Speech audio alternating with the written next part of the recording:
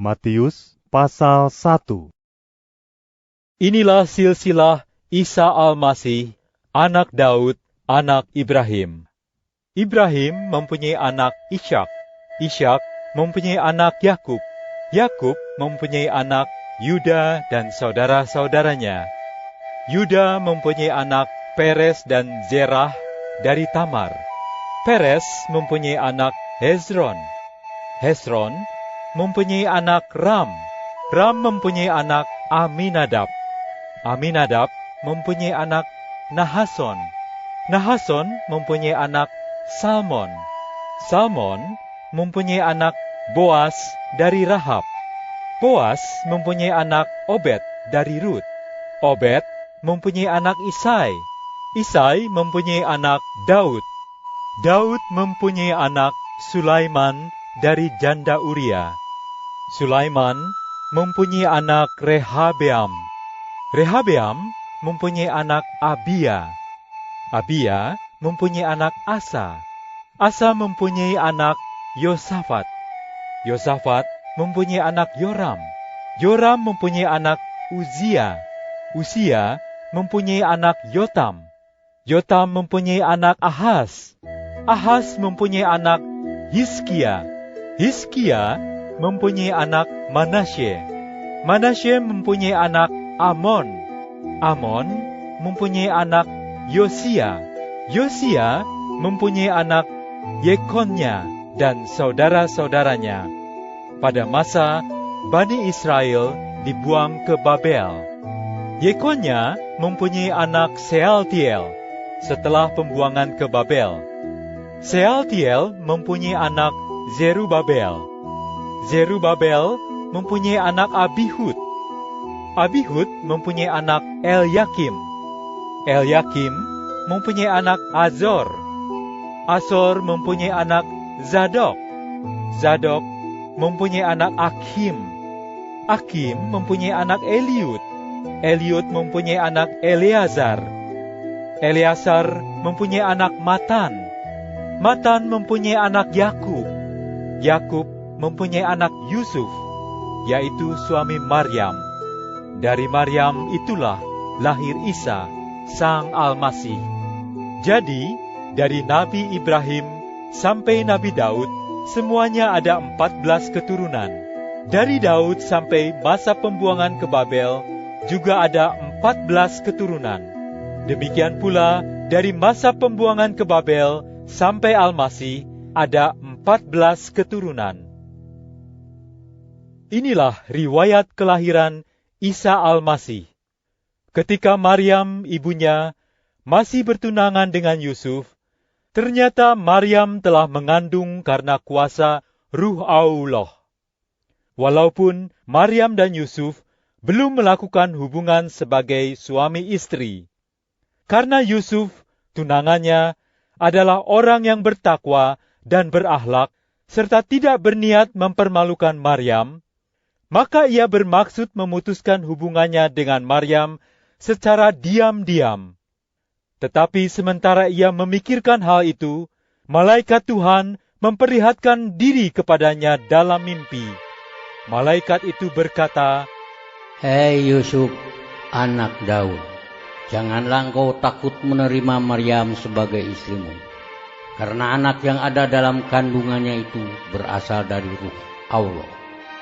Ia akan melahirkan seorang anak laki-laki, dan engkau harus menamainya Isa, karena dialah yang akan menyelamatkan umatnya dari dosa-dosa mereka." Semua itu terjadi supaya genaplah firman yang telah disampaikan Tuhan melalui nabinya. "Lihatlah, seorang anak dara akan mengandung dan melahirkan seorang anak laki-laki. Orang akan menyebutnya Immanuel, yang artinya Allah beserta kita." Yusuf terbangun dari tidurnya, lalu dilakukannya apa yang diperintahkan oleh malaikat Tuhan. Ia menerima Maryam sebagai istrinya. Meskipun begitu, ia tetap tidak melakukan hubungan sebagai suami istri dengannya sampai Maryam melahirkan. Kemudian, setelah anak itu lahir, Yusuf menamainya Isa. Matius pasal 2. Isa lahir di Baitlahim, wilayah Yudea, pada masa pemerintahan Raja Herodes. Lalu datanglah beberapa orang Majusi dari timur ke kota Yerusalem.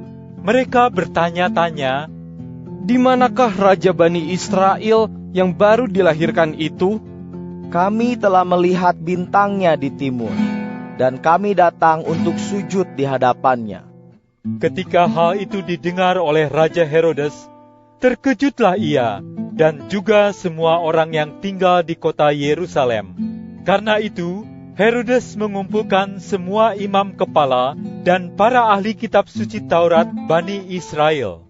Lalu ia menanyakan kepada mereka di mana Al-Masih dilahirkan. Jawab mereka, "Di Baitlahim, kota di wilayah Yudea. Karena demikianlah telah dikatakan dalam tulisan Nabi, Hei Baitlahim, kota di wilayah Yuda, engkau sekali-kali bukanlah yang terkecil dari antara mereka yang memerintah di Yuda. Karena daripadamu akan muncul seorang pemimpin yang akan menggembalakan umatku Israel." Setelah itu, Herodes memanggil orang-orang Majusi itu secara diam-diam. Dimintanya keterangan yang rinci dari mereka kapan bintang itu mulai kelihatan. Lalu disuruhnya mereka pergi ke kota Baitlahim. Katanya, "Pergilah kamu, carilah anak itu baik-baik. Apabila kamu telah menemukannya, kabarkanlah kepadaku, supaya aku pun dapat pergi untuk sujud di hadapannya." Setelah mendengar apa yang dikatakan oleh raja, pergilah mereka. Tiba-tiba, bintang yang mereka lihat di timur itu muncul kembali dan mendahului mereka, lalu berhenti di atas tempat anak itu berada. Ketika bintang itu terlihat kembali, mereka pun sangat gembira. Lalu masuklah mereka ke rumah itu dan melihat anak itu dengan Maryam, ibunya. Maka sujudlah mereka di hadapan anak itu. Mereka membuka tempat harta mereka dan mempersembahkan kepadanya persembahan berupa emas, sejenis damar yang wangi, dan kemenyan. Melalui mimpi, mereka diperingatkan untuk tidak kembali kepada Herodes. Oleh sebab itu, mereka pulang ke negeri mereka melalui jalan yang lain. Sesudah orang-orang Majusi itu melanjutkan perjalanan mereka, malaikat Tuhan menampakkan diri kepada Yusuf dalam mimpi. Katanya, "Bangunlah, ambillah anak itu serta ibunya, dan larilah ke Mesir. Kemudian tinggallah di sana sampai aku memberi kabar kepadamu. Karena Herodes sedang mencari anak itu untuk membinasakannya." Maka bangunlah Yusuf, dan pada malam itu juga ia membawa anak itu serta ibunya hijrah ke Mesir. Mereka tinggal di sana sampai Herodes mati. Dengan demikian, genaplah firman yang disampaikan Tuhan melalui nabinya. Aku memanggil anakku dari Mesir. Setelah Herodes tahu bahwa ia telah diperdaya oleh orang-orang Majusi itu, ia menjadi sangat marah. Ia memerintahkan orang-orangnya untuk membunuh semua anak laki-laki yang ada di kota Baitlahim serta wilayah sekitarnya, yaitu anak-anak yang berumur 2 tahun ke bawah, sesuai dengan keterangan mengenai waktu yang telah ia dapatkan dari orang-orang Majusi. Dengan demikian, genaplah firman yang disampaikan melalui Nabi Yeremia. Di Rama terdengar suara ratap tangis yang memilukan hati. Rahel menangisi anak-anaknya dan tidak mau dihibur, sebab mereka telah tiada. Ketika Herodes sudah mati, malaikat Tuhan kembali menampakkan dirinya kepada Yusuf dalam mimpi di Mesir. Ia berkata, "Bangunlah, ambillah anak itu serta ibunya, dan kembalilah ke Israel.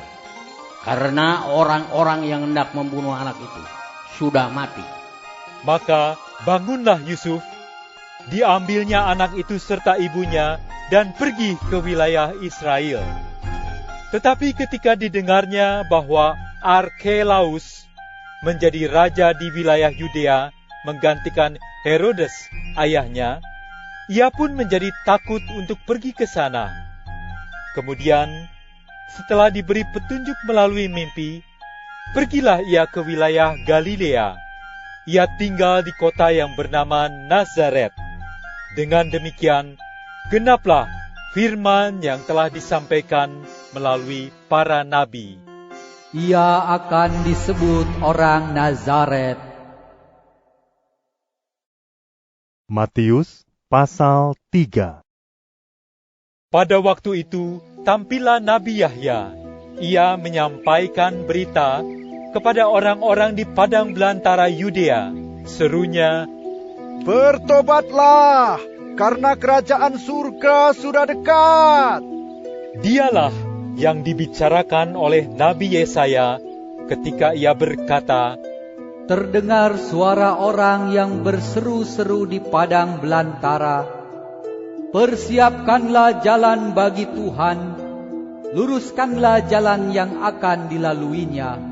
Pakaian Yahya terbuat dari bulu unta dan ikat pinggangnya dari kulit. Sedangkan makanannya ialah belalang dan madu hutan.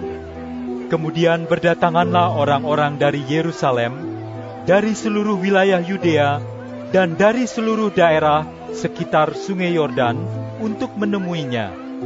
Mereka semua dipermandikan oleh Yahya di Sungai Yordan setelah mereka mengaku dosa masing-masing. Ketika Yahya melihat sejumlah orang dari mazhab Farisi dan mazhab Saduki datang pula untuk dipermandikan, ia berkata kepada mereka, "Hai kamu, orang-orang yang tabiatnya seperti ular, siapakah yang mengajarkan kepadamu bahwa kamu dapat lari dari murka Allah yang akan datang? Hasilkanlah buah yang sepadan dengan pertobatanmu. Dan janganlah mengira bahwa di dalam hatimu kamu dapat berkata, Nabi Ibrahim adalah bapa leluhur kami. Aku memberitahukan kepadamu bahwa Allah dapat saja menjadikan anak-anak bagi Ibrahim dari batu-batu ini. Saat ini kapak telah tersedia pada akar pohon. Setiap pohon yang tidak menghasilkan buah yang baik akan ditebang dan dibuang ke dalam api. Aku mempermandikan kamu dengan air sebagai tanda pertobatan. Tetapi setelah aku akan datang orang yang lebih berkuasa daripadaku. Untuk membawa kasutnya saja pun aku tidak layak. Dia akan mempermandikan kamu dengan Ruh Allah yang Maha Suci dan dengan api. Alat penampi ada di tangannya, dan ia akan membersihkan tempat pengirikannya. Gandum akan dikumpulkannya di lumbung, tetapi sekam akan dibakarnya dengan api yang tidak pernah padam. Kemudian datanglah Isa dari Galilea ke Sungai Yordan, menemui Yahya untuk dipermandikan olehnya. Tetapi Yahya berusaha menolak permintaannya dengan berkata, Seharusnya akulah yang dipermandikan, tetapi mengapa justru engkau yang datang kepadaku? Sabda Isa kepadanya, Biarlah hal itu terjadi, karena kita patut memenuhi semua kehendak Allah. Sesudah Isa mengatakan hal itu kemudian, barulah Yahya meluluskan permintaannya itu. Setelah dipermandikan, Isa pun segera keluar dari air. Pada saat itu juga, terbukalah langit, dan ia melihat Ruh Allah turun seperti burung merpati ke atasnya. Kemudian terdengarlah suara dari surga yang mengatakan, Inilah Sang Anak yang kukasihi, kepadanyalah aku berkenan. Matius pasal 4. Setelah itu Isa dibawa oleh Ruh Allah ke padang belantara untuk digoda oleh iblis. Ia berpuasa selama 40 hari 40 malam, lalu ia pun menjadi lapar. Kemudian datanglah si penggoda kepadanya, serta berkata,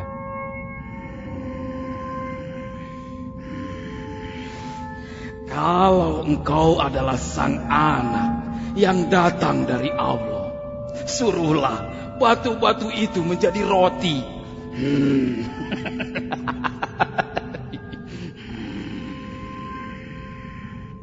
Tetapi ia menjawab, Telah tertulis, manusia hidup bukan dari roti saja, melainkan dari setiap firman yang keluar dari mulut Allah. Kemudian Isa dibawa oleh iblis ke kota suci dan ditempatkan di puncak bangunan bait Allah. Kata iblis kepadanya,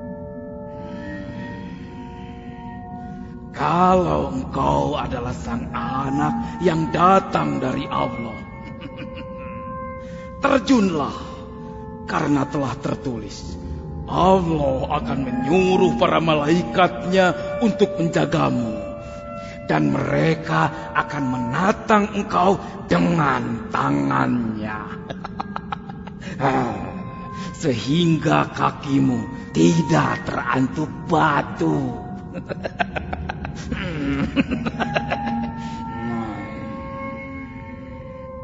Sabda Isa kepadanya, Telah tertulis pula, janganlah engkau mencobai Allah Tuhanmu. Selanjutnya iblis membawa Isa ke atas sebuah gunung yang tinggi sekali, dan kepadanya diperlihatkan semua kerajaan dunia dengan kemegahannya. Berkatalah iblis kepadanya, Semua itu akan kuberikan kepadamu jika engkau sujud di hadapanku. Lalu sabda Isa kepadanya, Pergilah, hai iblis, karena telah tertulis, sembahlah Allah Tuhanmu, dan hanya kepadanya sajalah kamu harus beribadah. Akhirnya iblis pun undur dari hadapannya, lalu para malaikat datang untuk melayani dia. Ketika Isa mendengar bahwa Yahya telah ditangkap, ia pergi ke wilayah Galilea. Ia meninggalkan kota Nazaret, lalu menetap di kota Kapernaum yang letaknya di tepi pantai, di tanah Zebulon dan Naftali. Dengan demikian, genaplah firman yang disampaikan melalui Nabi Yesaya. Hai tanah Zebulon dan tanah Naftali, jalan ke laut di seberang sungai Yordan, daerah Galilea yang dihuni orang-orang yang tidak termasuk Bani Israel, bangsa yang tinggal dalam kegelapan telah melihat terang yang cemerlang, dan bagi orang-orang yang tinggal di tempat yang dinaungi maut telah terbit terang. Sejak saat itu, Isa mulai memberitakan, Bertobatlah, karena kerajaan surga sudah dekat.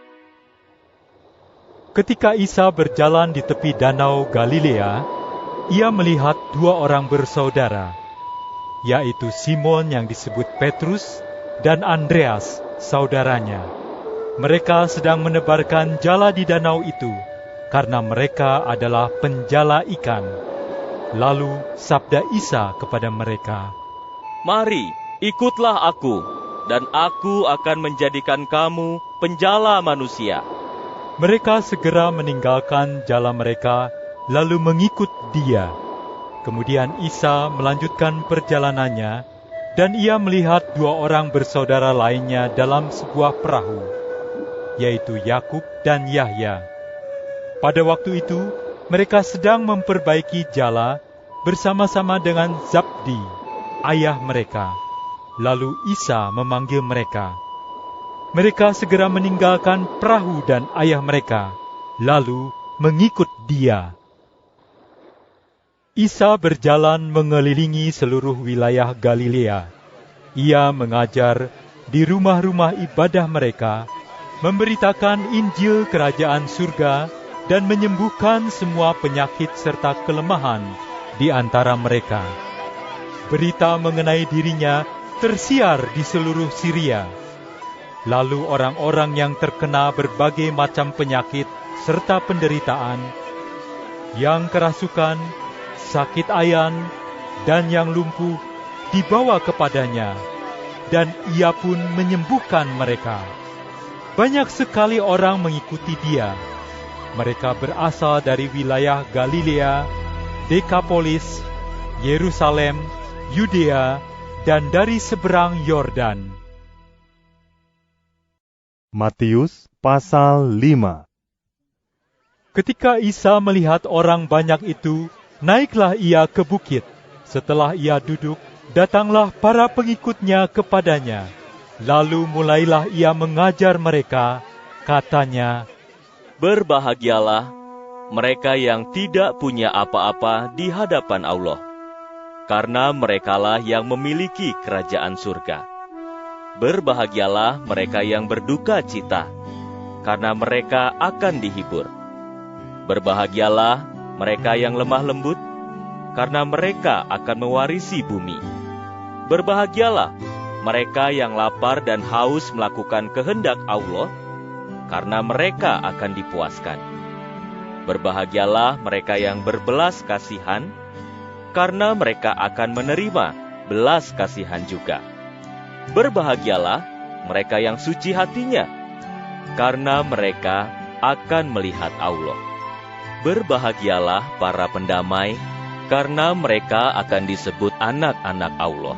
Berbahagialah mereka yang dianiaya karena melakukan kehendak Allah, karena milik merekalah kerajaan surga. Berbahagialah kamu apabila karena aku, kamu dicaci maki, dianiaya, serta difitnah orang. Bersukaria serta bergembiralah, sebab pahalamu besar di surga. Pada masa lalu pun para nabi telah dianiaya. Kamu adalah garam dunia. Apabila garam menjadi tawar, dengan apakah garam itu dapat diasinkan? Tentunya garam itu menjadi tidak berguna lagi, lalu dibuang dan diinjak-injak orang, bukan? Kamu adalah terang dunia. Kota yang letaknya di atas gunung tidak dapat disembunyikan. Lagi pula, tidak ada orang yang menyalakan pelita, kemudian menutupnya dengan tempayan. Sebaliknya, ia akan menaruhnya pada kaki pelita, sehingga dapat menerangi semua orang yang ada di rumah itu. Demikian pula hendaknya terangmu bercahaya di hadapan orang, supaya mereka melihat perbuatanmu yang baik, lalu memuliakan Bapamu yang di surga.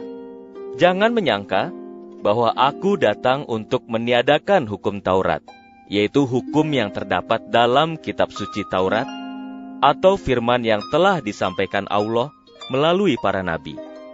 Aku datang bukan untuk meniadakannya, melainkan untuk menggenapinya. Sesungguhnya aku berkata kepadamu, sebelum langit dan bumi lenyap, satu titik atau satu huruf terkecil pun dari hukum Taurat tidak akan ditiadakan sampai semuanya digenapi. Sebab itu, siapa meniadakan salah satu perintah yang terkecil sekalipun dari hukum ini, lalu mengajarkannya kepada orang lain, ia akan memperoleh kedudukan yang paling rendah dalam kerajaan surga. Tetapi siapa melakukan dan mengajarkannya, ia akan memperoleh kedudukan yang tinggi dalam kerajaan surga. Karena itu, aku berkata kepadamu, jika kamu tidak melakukan kehendak Allah, lebih daripada para ahli kitab suci Taurat dan orang-orang dari mazhab Farisi, maka kamu tidak akan masuk ke dalam kerajaan surga. Kamu telah mendengar perkataan yang disampaikan melalui nenek moyang kita. Jangan membunuh. Siapa melakukannya harus dihakimi. Tetapi, aku berkata kepadamu, siapa marah kepada saudaranya harus dihakimi. Siapa memaki saudaranya dengan berkata, "Hai kafir," harus dihadapkan ke mahkamah agama. Siapa berkata, "Hai jahil," harus dimasukkan ke neraka jahanam. Sebab itu, jika engkau membawa persembahanmu ke tempat pembakaran kurban, lalu di sana tiba-tiba engkau ingat bahwa saudaramu menganggap engkau bersalah terhadapnya, tinggalkanlah persembahanmu itu di depan tempat pembakaran kurban.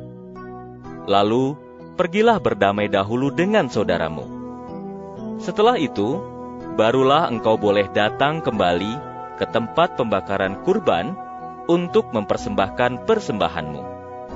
Segeralah berdamai dengan orang yang mendakwa engkau sewaktu engkau masih dalam perjalanan bersamanya, supaya ia tidak menyerahkan engkau ke pengadilan, lalu hakim menyerahkan engkau kepada petugasnya, dan engkau dimasukkan ke penjara. Sesungguhnya, aku berkata kepadamu, engkau sekali-kali tidak akan dikeluarkan dari tempat itu sebelum engkau melunasi sisa hutangmu. Kamu telah mendengar perkataan, jangan berzina. Tetapi aku berkata kepadamu, siapa memandang perempuan serta menginginkannya, ia telah berbuat zina dengan perempuan itu di dalam hatinya. Sebab itu, jika mata kananmu menyebabkan engkau bersalah, cungkil dan buanglah. Karena lebih baik engkau kehilangan satu anggota tubuhmu, daripada seluruh tubuhmu dimasukkan ke neraka jahanam. Demikian juga jika tangan kananmu menyebabkan engkau berdosa, potong dan buanglah. Karena lebih baik engkau kehilangan satu anggota tubuhmu, daripada seluruh tubuhmu masuk ke neraka jahanam. Sudah dikatakan pula, siapa menceraikan istrinya harus memberi surat talak kepadanya. Tetapi aku berkata kepadamu, siapa menceraikan istrinya kecuali karena percabulan, ia menyebabkan istrinya itu berzina. Dan siapa menikahi istri yang sudah diceraikan itu, ia pun berzina. Kamu telah mendengar perkataan yang disampaikan kepada nenek moyang kita, jangan bersumpah palsu, melainkan bayarlah apa yang sudah kamu sumpahkan itu kepada Tuhan. Tetapi aku berkata kepadamu, jangan engkau bersumpah, baik demi langit, karena langit adalah arasy Allah, atau demi bumi, karena bumi adalah tempat tumpuan kakinya, atau demi Yerusalem, karena Yerusalem adalah kota tempat Raja Agung tinggal, ataupun demi kepalamu, karena kamu tidak dapat memutihkan atau menghitamkan sehelai pun dari rambutmu itu. Jadi, katakanlah ya jika ya, dan tidak jika memang tidak. Selebihnya dari itu berasal dari si jahat. Kamu juga telah mendengar perkataan, mata ganti mata dan gigi ganti gigi. Tetapi aku berkata kepadamu, jangan melawan orang yang berbuat jahat kepadamu. Melainkan jika seseorang menampar pipi kananmu, sodorkanlah juga pipi kirimu. Jika orang ingin mendakwa engkau karena ia menghendaki bajumu, biarlah ia mengambil jubahmu juga. Dan jika orang memaksa engkau berjalan 1,5 kilometer, berjalanlah dengannya sejauh 3 kilometer. Berilah kepada orang yang meminta, dan jika orang hendak meminjam darimu, janganlah menolaknya. Kamu telah mendengar perkataan, kasihilah temanmu dan bencilah musuhmu. Tetapi aku berkata kepadamu, kasihilah mereka yang menyeterui kamu, dan doakanlah orang-orang yang menganiaya kamu. Dengan demikian, kamu bertindak sebagai anak-anak sejati dari Bapamu yang di surga. Karena ia menerbitkan mataharinya bukan hanya untuk orang yang baik, tetapi juga bagi orang yang jahat. Ia pun menurunkan hujan tidak hanya untuk orang yang saleh, tetapi juga bagi orang yang fasik. Jika kamu hanya mengasihi orang yang mengasihi kamu, apakah pahalamu? Bukankah pemungut cukai pun melakukan hal yang sama? Demikian pula, jika kamu hanya mengucapkan salam kepada saudaramu, apa istimewanya perbuatanmu itu? Bukankah orang-orang yang tidak mengenal Allah pun berbuat demikian? Sebab itu, hendaklah kamu sempurna, sama seperti Bapamu yang di surga adalah sempurna. Matius pasal 6. Ingatlah baik-baik, jangan kamu menunaikan ibadahmu di hadapan orang dengan maksud supaya terlihat oleh mereka. Karena jika begitu, kamu tidak akan mendapat pahala dari Bapamu yang di surga. Pada waktu engkau memberi sedekah, janganlah hal itu kau umumkan dengan tiupan nafiri, seperti dilakukan oleh orang-orang munafik di rumah-rumah ibadah serta di jalan-jalan, dengan maksud supaya mereka dipuji orang. Sesungguhnya, aku berkata kepadamu, mereka sudah mendapatkan pahalanya. Tetapi engkau, jangan sampai tangan kirimu tahu apa yang diperbuat oleh tangan kananmu pada waktu engkau memberi sedekah. Dengan demikian, sedekahmu itu tidak kelihatan, dan Bapamu yang melihat apa yang tidak kelihatan akan membalas perbuatanmu. Pada waktu kamu berdoa, janganlah kamu berdoa seperti orang-orang munafik. Mereka suka berdoa dengan berdiri di rumah-rumah ibadah, serta di persimpangan-persimpangan jalan, dengan maksud supaya mereka dapat dilihat oleh orang-orang. Sesungguhnya aku berkata kepadamu, mereka sudah mendapat pahalanya. Tetapi pada waktu engkau hendak berdoa, masuklah ke dalam kamarmu, serta tutuplah pintunya. Lalu berdoalah kepada Bapamu yang tidak kelihatan itu, maka Ia yang melihat apa yang tidak kelihatan itu akan membalasnya kepadamu. Selain itu, pada waktu kamu berdoa, janganlah kamu mengulang-ulang kata-kata yang sama seperti yang biasa dilakukan oleh orang-orang yang tidak mengenal Allah. Mereka menyangka bahwa dengan banyaknya kata-kata yang mereka ucapkan, doa mereka akan dikabulkan. Janganlah kamu seperti mereka, sebab Bapamu tahu apa yang kamu perlukan sebelum kamu meminta kepadanya. Jadi, hendaklah kamu berdoa demikian. Ya Bapa kami yang di surga, dikuduskanlah namamu. Datanglah kerajaan-Mu, terlaksanalah kehendak-Mu di bumi seperti di surga. Berikanlah kepada kami pada hari ini makanan kami secukupnya. Ampunilah kami karena kesalahan kami, seperti kami mengampuni orang yang bersalah kepada kami. Janganlah bawa kami ke dalam pencobaan, melainkan lepaskanlah kami dari yang jahat. Karena milik-Mu sajalah kerajaan, kuasa, dan kemuliaan sampai selama-lamanya. Amin. Karena jikalau kamu mengampuni kesalahan orang, maka Bapamu yang di surga akan mengampuni kesalahanmu juga. Tetapi, jikalau kamu tidak mengampuni kesalahan orang, maka Bapamu tidak akan mengampuni kesalahanmu juga. Demikian pula halnya pada waktu kamu berpuasa. Janganlah kamu berpuasa seperti orang-orang munafik. Mereka mengubah air muka mereka dan bermuka masam, supaya orang-orang dapat mengetahui bahwa mereka sedang berpuasa. Sesungguhnya, aku berkata kepadamu, mereka sudah mendapat pahalanya. Tetapi pada waktu engkau berpuasa, minyakilah kepalamu dan basuhlah mukamu. Dengan begitu, tidak ada yang dapat melihat bahwa engkau sedang berpuasa, kecuali Bapamu yang tidak kelihatan itu. Ia yang melihat apa yang tidak kelihatan akan membalas perbuatanmu.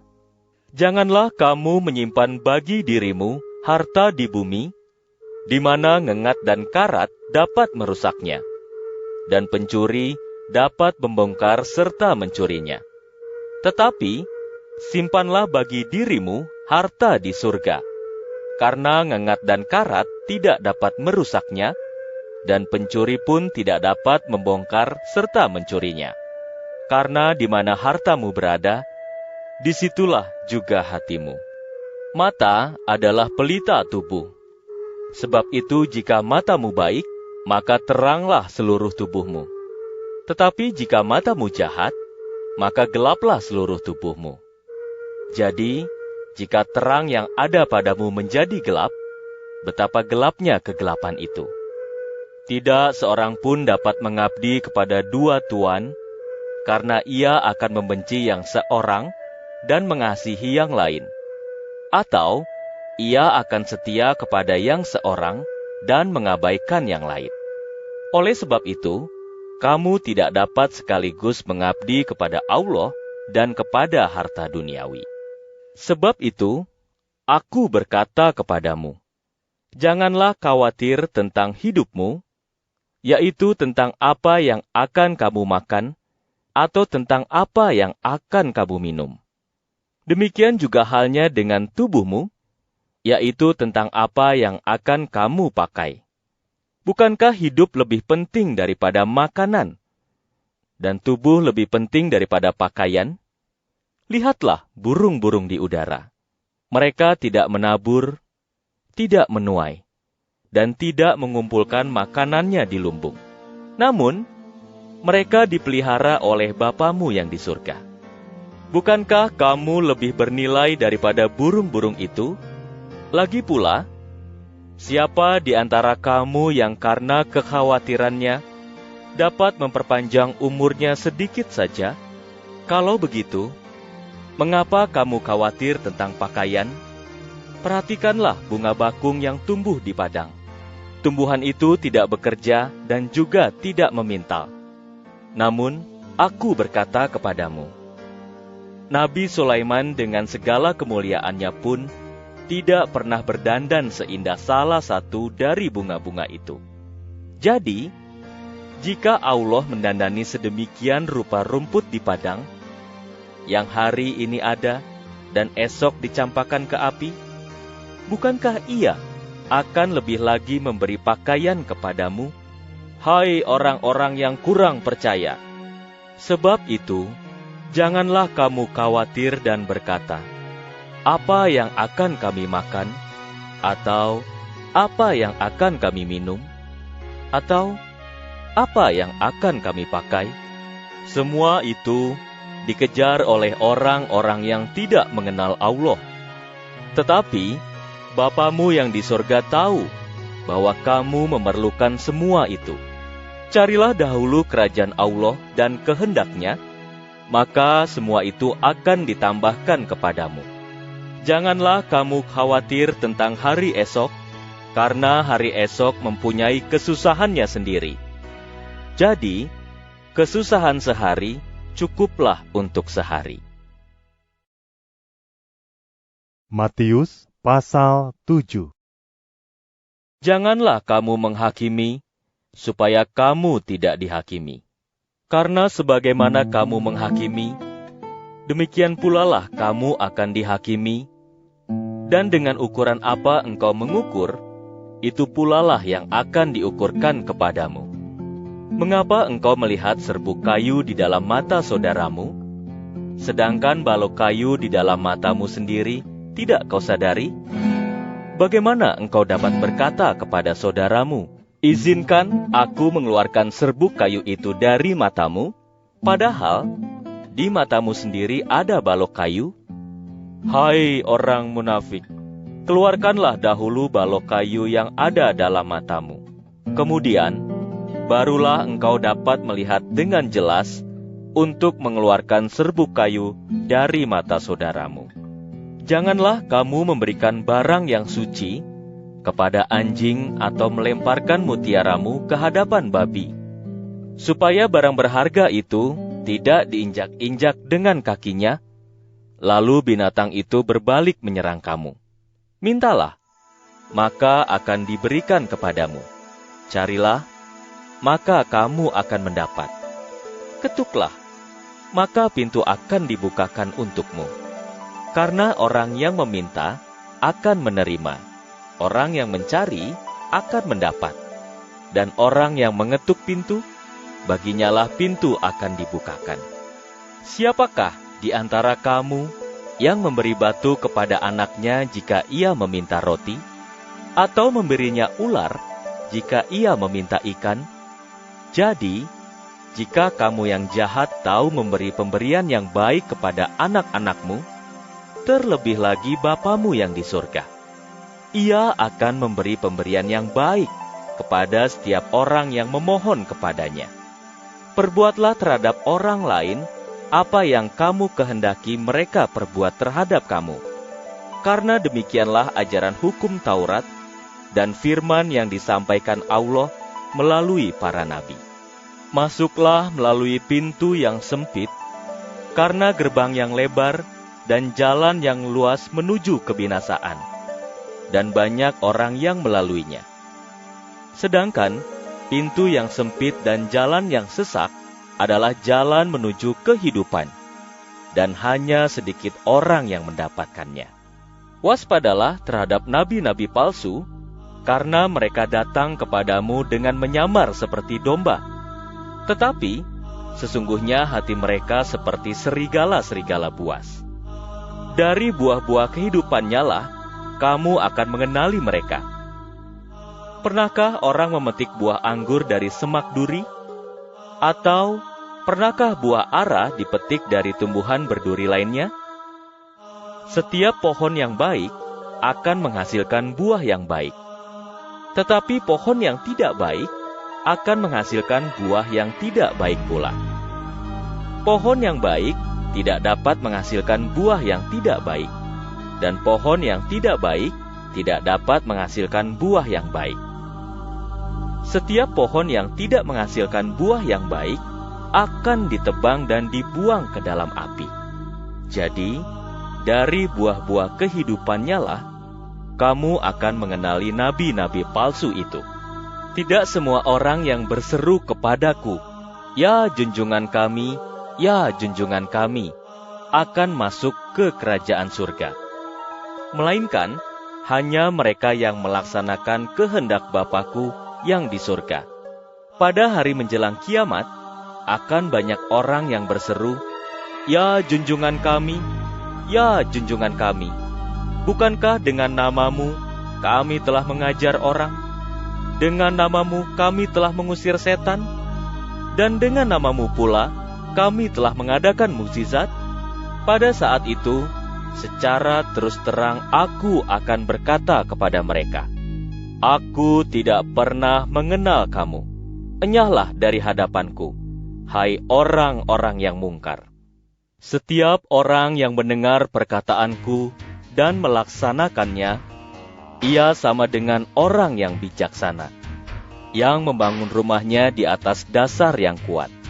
Pada saat hujan turun, banjir datang dan angin kencang menerpa rumah itu, namun rumah itu tidak roboh karena didirikan di atas dasar yang kuat. Tetapi, siapa mendengar perkataanku dan tidak melaksanakannya, ia sama dengan orang bodoh, yang membangun rumahnya tanpa dasar yang kuat. Pada saat hujan turun, banjir datang dan angin kencang menerpa rumah itu, maka robohlah rumah itu dan besarlah kerusakannya. Setelah Isa mengakhiri pengajarannya, orang banyak menjadi heran karena ia mengajar mereka sebagai seorang yang berwibawa, tidak seperti para ahli kitab suci Taurat. Matius pasal 8. Setelah Isa turun dari bukit, orang banyak yang jumlahnya besar mengikuti dia.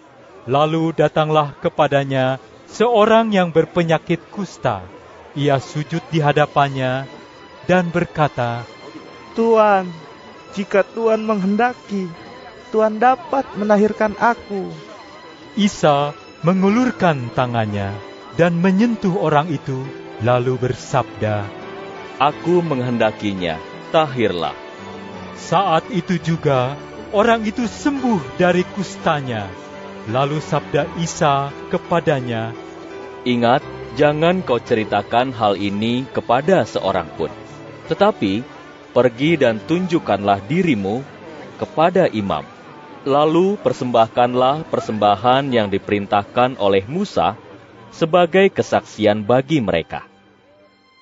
Ketika Isa masuk ke kota Kapernaum, datanglah seorang perwira kepadanya dan memohon, "Ya junjungan, di rumahku ada seorang hamba yang sedang terbaring karena sakit lumpuh. Ia sangat menderita." Sabda Isa kepadanya, "Aku akan datang untuk menyembuhkannya." Jawab perwira itu, "Ya junjungan, aku tidak layak menerima junjungan di rumahku. Tetapi katakanlah sepatah kata saja, maka hambaku akan sembuh. Karena aku adalah seorang bawahan, dan di bawahku pun ada para prajurit. Jika aku berkata kepada seorang dari antara mereka, 'Pergi,' ia segera pergi. Jika aku berkata kepada yang lainnya, 'Kemari,' ia pun segera datang. Dan jika aku berkata kepada hambaku, 'Kerjakan ini,' ia pun segera mengerjakannya." Mendengar hal itu, Isa merasa heran. Lalu ia bersabda kepada para pengikutnya, "Sesungguhnya, aku berkata kepadamu, belum pernah kudapati iman yang demikian ini, bahkan di antara orang Israel sekalipun.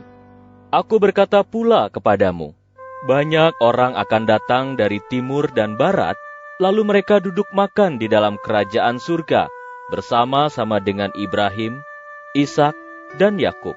Tetapi anak-anak kerajaan itu sendiri akan dicampakkan ke dalam kegelapan yang paling gelap. Di tempat itu akan ada ratapan dan kertak gigi." Kemudian sabda Isa kepada perwira itu, "Pulanglah, jadilah seperti yang kau percayai." Maka sembuhlah hambanya pada saat itu juga. Ketika Isa masuk ke rumah Petrus, ia melihat ibu mertua Petrus sedang terbaring karena demam. Isa menyentuh tangannya, lalu demamnya pun hilang. Kemudian perempuan itu bangun dan menyambut kedatangannya. Pada waktu maghrib, banyak orang yang dibelenggu setan dibawa kepadanya. Ia mengusir setan-setan itu dengan sepatah kata dan menyembuhkan semua orang yang menderita sakit. Dengan demikian, genaplah firman yang disampaikan melalui Nabi Yesaya. Dialah yang mengangkat kelemahan kita dan yang menanggung penyakit kita. Pada waktu Isa melihat orang banyak berkerumun mengelilinginya, ia menyuruh para pengikutnya berlayar ke seberang. Lalu datanglah seorang ahli kitab suci Taurat dan berkata kepadanya, "Ya guru, aku akan mengikut engkau kemanapun engkau pergi." Sabda Isa, "Serigala mempunyai liang dan burung mempunyai sarang, tetapi anak manusia tidak mempunyai tempat untuk meletakkan kepalanya." Kemudian seorang pengikutnya yang lain berkata kepadanya, "Ya junjungan, izinkanlah aku pergi memakamkan ayahku terlebih dahulu." Tetapi sabda Isa kepadanya, "Ikutlah aku, dan biarkanlah orang-orang mati memakamkan mereka yang mati." Setelah itu, Isa naik ke perahu, dan para pengikutnya pun mengikuti dia. Tiba-tiba danau itu dilanda badai besar, sehingga perahu mereka terpukul ombak. Waktu itu Isa sedang tidur. Lalu para pengikutnya datang membangunkan dia dan berseru kepadanya, "Ya junjungan, selamatkanlah kami, kita binasa." Sabda Isa kepada mereka, "Mengapa kamu takut, hai kamu yang kurang percaya?" Maka bangunlah Isa, dihardiknya angin serta danau itu, hingga danau menjadi teduh sekali. Mereka merasa heran, lalu berkata, "Orang macam apa ini, hingga angin dan danau pun menuruti perintahnya?" Kemudian sampailah Isa di seberang danau, di daerah orang Gadara. Di situ, ia bertemu dengan dua orang yang dikuasai setan-setan. Keduanya datang dari pemakaman. Mereka sangat berbahaya, sehingga tidak ada seorang pun yang berani melintasi jalan itu. Lalu berteriaklah mereka, "Apa sangkut pautmu dengan kami? Hai, sang anak yang datang dari Allah. Apakah kedatanganmu ini untuk mengajak kami sebelum waktunya?"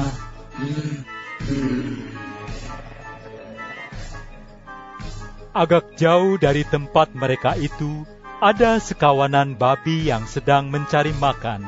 Kemudian setan-setan itu memohon kepada Isa, "Jika engkau hendak mengusir kami, izinkanlah kami memasuki kawanan babi itu."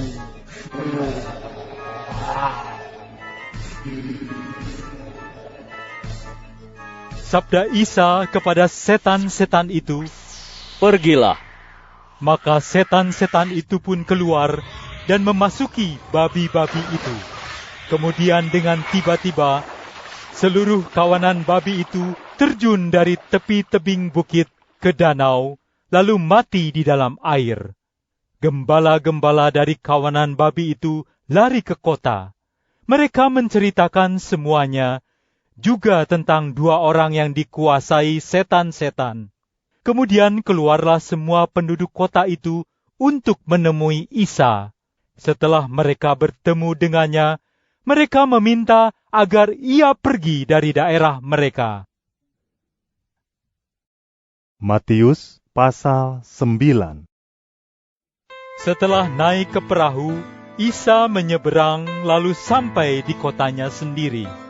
Kemudian datanglah beberapa orang kepadanya, membawa seorang lumpuh yang terbaring di tempat tidurnya. Ketika Isa melihat iman mereka, bersabdalah ia kepada orang lumpuh itu, "Teguhkanlah hatimu, hai anakku, dosamu sudah diampuni." Beberapa ahli kitab suci Taurat yang ada di situ berkata dalam hati mereka, "Ia menghujah Allah." Isa mengetahui pikiran mereka. Oleh karena itu, ia bersabda, "Apa sebabnya kamu memikirkan hal yang jahat di dalam hatimu? Manakah lebih mudah dikatakan, dosamu sudah diampuni, atau bangun dan berjalanlah? Akan tetapi, kamu harus tahu bahwa di bumi ini, Anak Manusia mempunyai wewenang untuk mengampuni dosa." Lalu ia bersabda kepada orang lumpuh itu, "Bangun, angkatlah tempat tidurmu dan pulanglah ke rumahmu." Orang itu pun bangun, lalu pulang ke rumahnya. Ketika orang banyak melihat hal itu, mereka menjadi takut, lalu memuliakan Allah yang memberi wewenang sebesar itu kepada manusia. Dari sana, Isa melanjutkan perjalanannya. Kemudian, ia melihat seseorang bernama Matius sedang duduk di tempat pembayaran cukai. Sabda Isa kepadanya, "Ikutlah aku." Ia berdiri lalu mengikut Isa. Selanjutnya ketika Isa makan di rumah Matius, datanglah para pemungut cukai dan para pendosa.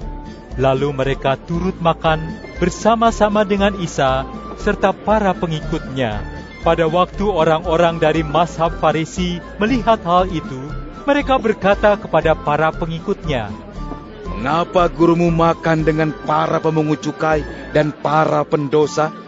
Hal itu didengar oleh Isa, lalu bersabdalah ia, "Orang-orang yang sehat tidak memerlukan tabib, melainkan orang-orang sakitlah yang memerlukannya. Pergilah dan pelajarilah arti firman ini. Aku menghendaki belas kasihan dan bukan persembahan. Kedatanganku pun bukan untuk memanggil orang-orang saleh, melainkan orang-orang berdosa."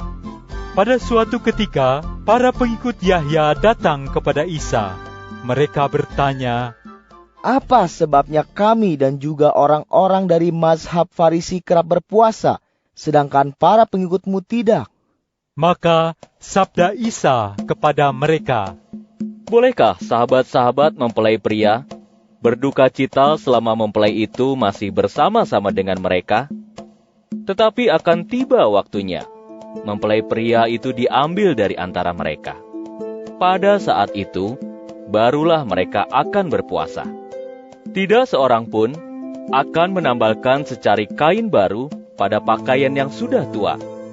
Karena kain penambal itu akan menyebabkan pakaian itu koyak, sehingga semakin besarlah koyaknya.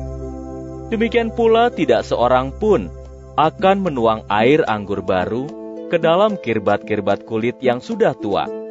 Karena jika begitu, maka air anggur akan merusak kirbat-kirbat kulit itu. Akibatnya, air anggur itu akan tertumpah dan kirbat-kirbat kulitnya pun akan hancur. Jadi, air anggur baru harus disimpan pada kirbat-kirbat kulit yang baru pula.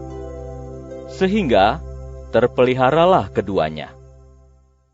Sementara Isa masih berbicara dengan mereka, tiba-tiba datanglah seorang kepala rumah ibadah, lalu sujud dan berkata, Anakku yang perempuan baru saja meninggal, tetapi datanglah dan tumpangkanlah tanganmu ke atasnya, maka ia akan hidup. Kemudian berdirilah Isa, lalu beserta para pengikutnya mengikuti kepala rumah ibadah itu. Sementara itu, di situ ada seorang perempuan yang sudah 12 tahun menderita sakit pendarahan. Ia mendekati Isa dari arah belakang, lalu menyentuh jumbai jubahnya. Karena katanya dalam hatinya, jika aku dapat memegang jubahnya saja, maka aku akan sembuh. Kemudian berpalinglah Isa dan memandang perempuan itu sambil bersabda, Teguhkanlah hatimu, hai anakku, imanmu telah mendatangkan kesembuhan bagimu. Pada saat itu juga sembuhlah perempuan itu dari penyakitnya. Setelah Isa sampai di tempat tinggal kepala rumah ibadah tadi dan melihat para peniup seruling serta orang-orang berkabung yang sedang meratap, bersabdalah ia, Keluarlah, karena anak perempuan ini tidak mati, tetapi tidur. Mereka lalu menertawakannya. Setelah orang banyak itu diminta keluar, masuklah Isa. Ia memegang tangan anak perempuan itu, dan anak itu pun bangun. Kemudian tersiarlah kabar mengenai hal ini ke seluruh wilayah itu. Ketika Isa berangkat dari sana, ada 2 orang buta yang mengikutinya, dan sambil berteriak-teriak, mereka memohon, Ya anak Daud, kasihanilah kami. Setelah ia masuk ke rumah, kedua orang buta itu datang ke hadapannya. Lalu sabda Isa kepada mereka, Apakah kamu percaya bahwa aku dapat melakukan hal itu? Jawab mereka, Ya junjungan, kami percaya. Isa menyentuh mata kedua orang itu sambil bersabda, Jadilah padamu seperti yang engkau imani. Maka mata mereka pun dapat melihat. Lalu dengan tegas Isa melarang mereka, Ingat, jangan sampai hal ini diketahui oleh siapapun. Tetapi kedua orang itu tetap saja pergi memasyurkan dia ke seluruh wilayah itu. Sesaat setelah kedua orang yang tadinya buta itu pergi, dibawalah kepada Isa seorang yang menjadi bisu karena dibelenggu setan. Setelah setan itu diusir, orang bisu itu dapat berbicara lagi. Orang banyak pun menjadi heran. Lalu mereka berkata, Belum pernah terlihat hal yang demikian ini di Israel. Tetapi orang-orang dari mazhab Farisi berkata, Ia mengusir setan dengan kuasa pemimpin para setan. Kemudian Isa pergi ke semua kota dan desa sambil mengajar di rumah-rumah ibadah mereka, memberitakan Injil Kerajaan Surga dan menyembuhkan segala penyakit serta kelemahan. Ketika Isa melihat orang banyak itu, ia merasa kasihan kepada mereka, sebab mereka lelah dan terlantar, seperti domba yang tak bergembala. Kemudian ia bersabda kepada para pengikutnya, "Tuaian memang banyak, tetapi penuainya hanya sedikit. Sebab itu, mintalah kepada sang tuan pemilik tuaian, supaya ia mengutus para penuai untuk menuai tuaiannya." Matius pasal 10. Isa memanggil ke-12 pengikutnya, lalu memberikan kepada mereka wewenang untuk mengusir setan-setan dan menyembuhkan segala penyakit serta segala kelemahan. Inilah nama ke-12 rasul itu: Simon yang disebut Petrus dan Andreas saudaranya, Yakub bin Zabdi dan Yahya saudaranya, Filipus dan Bartolomeus, Thomas dan Matius pemungut cukai, Yakub bin Alpius dan Tadeus, Simon orang Zelot, dan Yudas Iskariot, yaitu orang yang mengkhianati Isa. Kemudian Isa mengutus ke-12 pengikutnya itu. Ia berpesan kepada mereka sabdanya, "Jangan pergi ke wilayah orang-orang bukan Yahudi atau ke kota orang Samaria, tetapi pergilah kepada domba-domba yang hilang dari antara Bani Israel. Pergilah dan beritakanlah kepada mereka, kerajaan surga sudah dekat. Sembuhkanlah orang sakit, hidupkanlah orang mati, tahirkan orang yang najis karena penyakit kusta, dan usirlah setan-setan. Kamu menerima dengan cuma-cuma, karena itu berilah dengan cuma-cuma pula. Jangan bawa emas, perak, atau tembaga dalam ikat pinggangmu. Jangan bawa tempat bekal dalam perjalananmu, dan juga jangan kenakan 2 rangkap pakaian, alas kaki, atau tongkat, karena setiap orang yang bekerja patut mendapatkan nafkahnya. Jika kamu masuk ke suatu kota atau desa, carilah di sana orang yang mau menerima kamu. Lalu tinggallah di situ sampai kamu pergi dari tempat itu. Ketika kamu masuk ke sebuah rumah, ucapkanlah salam padanya. Jika penghuni rumah itu mau menerima kamu, maka sejahtera yang berasal darimu akan turun ke atasnya. Tetapi jika tidak, maka sejahtera itu akan kembali kepadamu. Jika ada orang yang tidak mau menerima kamu dan tidak mendengarkan perkataanmu, kebaskanlah debu dari kakimu ketika kamu pergi dari rumah atau kota itu. Sesungguhnya, aku berkata kepadamu, pada hari kiamat, azab atas Sodom dan Gomora akan lebih ringan daripada azab atas kota itu. Lihat, aku mengutus kamu seperti domba ke tengah-tengah serigala. Sebab itu, hendaklah kamu cerdik seperti ular dan tulus seperti merpati. Waspadalah, karena orang-orang akan menyerahkan kamu ke mahkamah-mahkamah agama, dan kamu akan disesah di rumah-rumah ibadah mereka. Karena aku, kamu akan digiring ke hadapan para penguasa serta para raja untuk memberi kesaksian di hadapan mereka dan bangsa-bangsa lain. Apabila mereka menyerahkan kamu, janganlah khawatir mengenai bagaimana atau apa yang akan kamu katakan. Karena pada waktu itu juga akan dikaruniakan kepadamu apa yang sepatutnya kamu katakan. Sebab bukan kamu lagi yang berkata-kata, melainkan Ruh Bapamu yang ada di dalam kamu. Orang akan menyerahkan saudaranya sendiri untuk dibunuh, dan ayah akan menyerahkan anaknya. Anak-anak pun akan melawan orang tuanya, bahkan akan menjatuhkan hukuman mati atas mereka. Kamu akan dibenci oleh semua orang karena namaku. Tetapi siapa yang bertahan sampai kesudahannya akan diselamatkan. Apabila kamu dianiaya di salah satu kota, larilah ke kota yang lain. Karena sesungguhnya aku berkata kepadamu, sebelum kamu selesai menjelajahi semua kota lainnya di Israel, Anak Manusia sudah datang. Seorang murid tidak akan lebih daripada gurunya, dan seorang hamba tidak akan lebih daripada tuannya.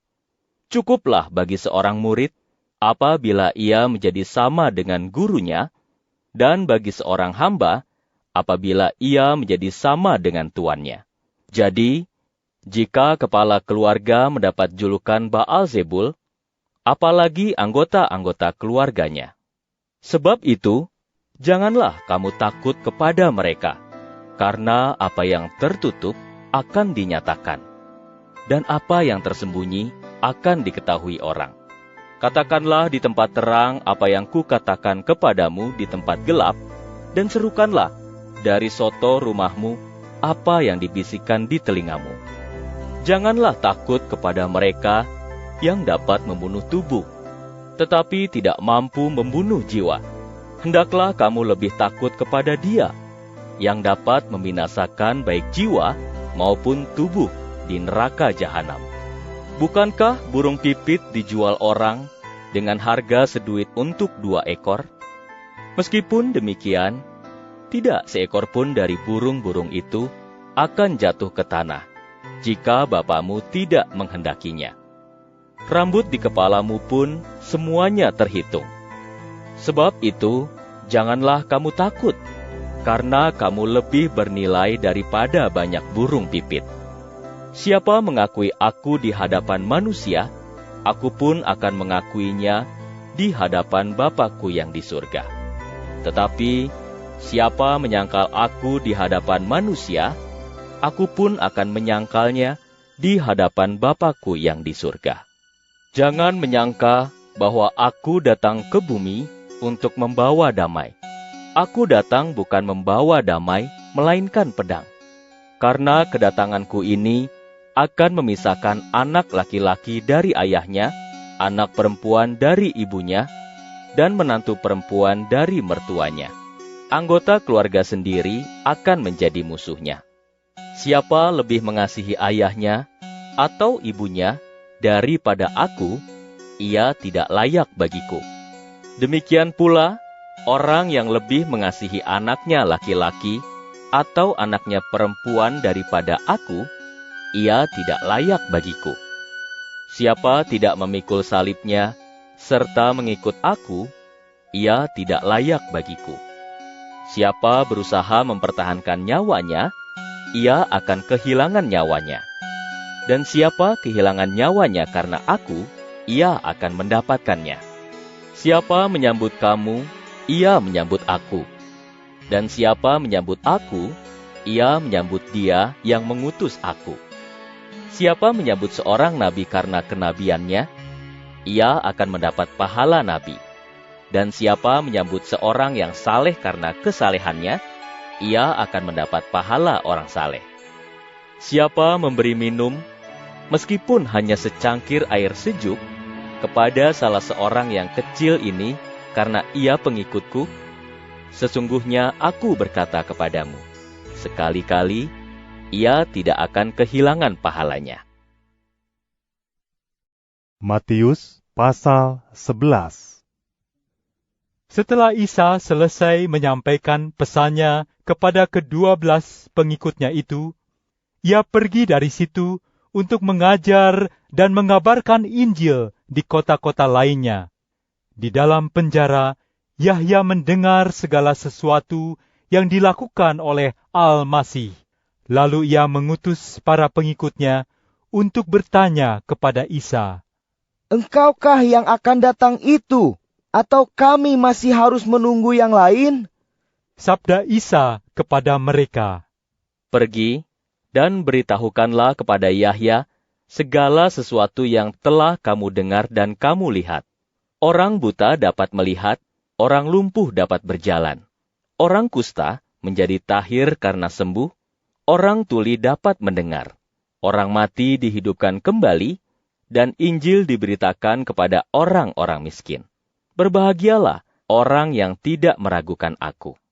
Setelah para utusan Yahya itu pergi, mulailah Isa berbicara tentang Yahya kepada orang banyak itu. Sabdanya, "Untuk melihat apa? Kamu pergi ke padang belantara? Untuk melihat serumpun bambu yang bergoyang-goyang karena ditiup angin? Lalu, untuk melihat apa maksud kepergianmu itu? Untuk melihat orang yang berpakaian indahkah? Orang yang berpakaian demikian itu di istana-istana raja tempatnya. Jadi, untuk apa kamu pergi ke sana? Untuk melihat seorang nabikah? Benar, dan aku berkata kepadamu, ia bahkan lebih daripada sekadar seorang nabi. Mengenai dia tertulis dalam kitab suci, lihat, aku menyuruh utusanku mendahului engkau. Dialah yang akan mempersiapkan jalan bagimu. Sesungguhnya, aku berkata kepadamu, di antara mereka yang dilahirkan perempuan, belum pernah tampil seorang pun yang lebih besar daripada Yahya. Meskipun demikian, orang yang terkecil dalam kerajaan surga lebih besar daripadanya. Sejak kedatangan Yahya hingga sekarang ini, kerajaan surga menjadi sasaran tindak kekerasan, dan orang-orang yang bertindak demikian itu berusaha menguasainya. Karena para nabi dan kitab suci Taurat bernubuat sampai datangnya Yahya. Dan jika kamu mau menerimanya, dialah Ilyas, nabi yang akan datang itu. Siapa bertelinga, dengarlah.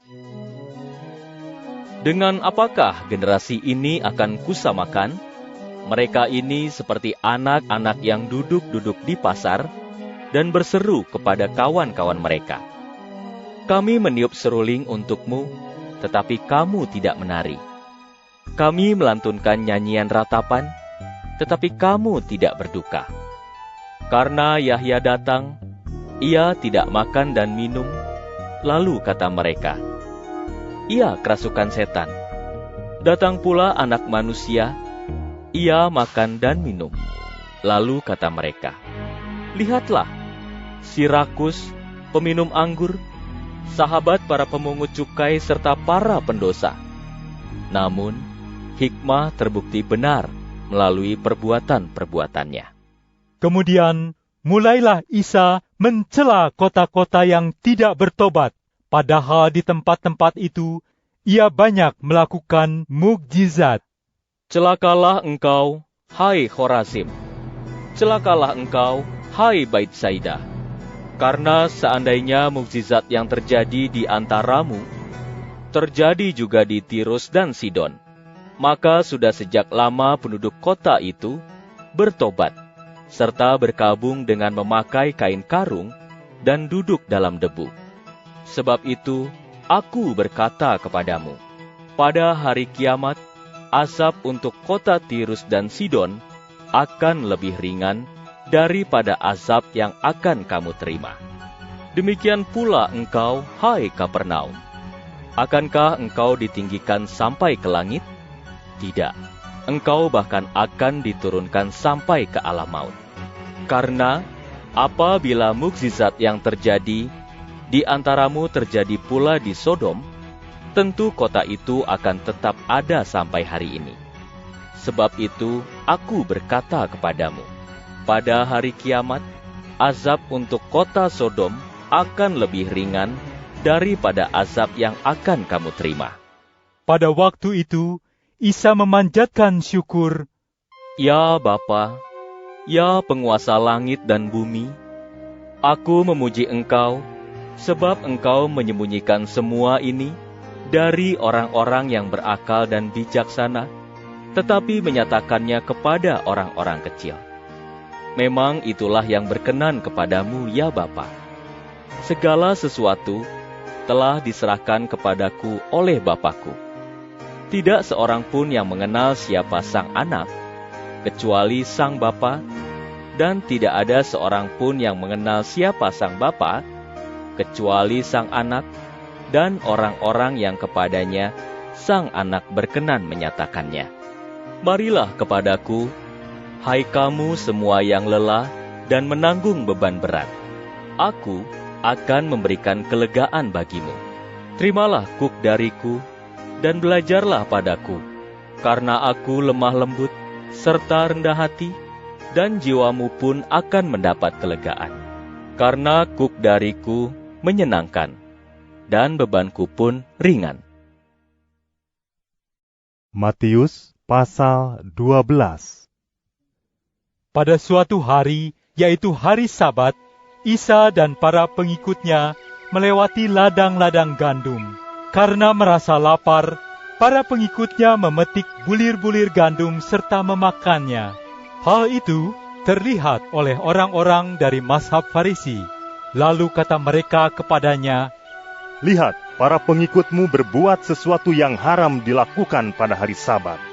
Sabda Isa kepada mereka, Belum pernahkah kamu baca apa yang dilakukan oleh Daud ketika ia dan orang-orang yang menyertainya kelaparan?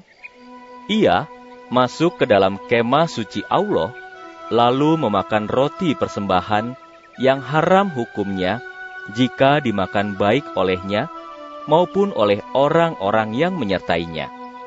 Karena hanya para imam sajalah yang diperbolehkan makan roti itu. Belum pernah jugakah kamu baca dalam kitab suci bahwa pada hari Sabat para imam di bait Allah senantiasa melanggar kesucian Sabat tetapi tidak dipersalahkan? Aku berkata kepadamu, di sini ada yang lebih akbar daripada bait Allah. Lagi pula, jika kamu mengerti arti firman ini, aku menghendaki belas kasihan dan bukan persembahan, tentu kamu tidak akan menyalahkan orang-orang yang tidak bersalah. Karena Anak Manusia adalah Tuan atas hari Sabat. Setelah pergi dari sana, masuklah Isa ke salah satu rumah ibadah mereka. Di situ ada seorang laki-laki yang salah satu tangannya lumpuh. Lalu mereka bertanya kepadanya, Bolehkah menyembuhkan orang pada hari Sabat? Mereka bermaksud hendak mempersalahkannya. Bersabdalah Isa kepada mereka, Jikalau salah seorang dari antara kamu ada yang memelihara seekor domba, lalu pada hari Sabat binatang itu jatuh ke dalam lubang, tentu ia akan berusaha untuk menangkap binatang itu dan mengangkatnya, bukan? Apalagi manusia yang lebih berharga daripada domba. Sebab itu, tidaklah haram hukumnya jika kamu berbuat kebaikan pada hari Sabat. Kemudian ia bersabda kepada orang itu, Ulurkanlah tanganmu. Orang itu mengulurkan tangannya dan sembuhlah tangannya, sama seperti tangannya yang satu lagi. Orang-orang dari mazhab Farisi itu keluar. Lalu mereka bermufakat untuk mengadakan perlawanan terhadap Isa dan mencari cara untuk dapat membinasakannya. Tetapi karena Isa mengetahui hal itu, menyingkirlah ia dari situ. Banyak orang mengikuti dia, dan semuanya disembuhkan olehnya. Kepada mereka, Isa berpesan supaya mereka tidak memberitahukan siapa dirinya. Dengan demikian, genaplah firman yang disampaikan melalui Nabi Yesaya.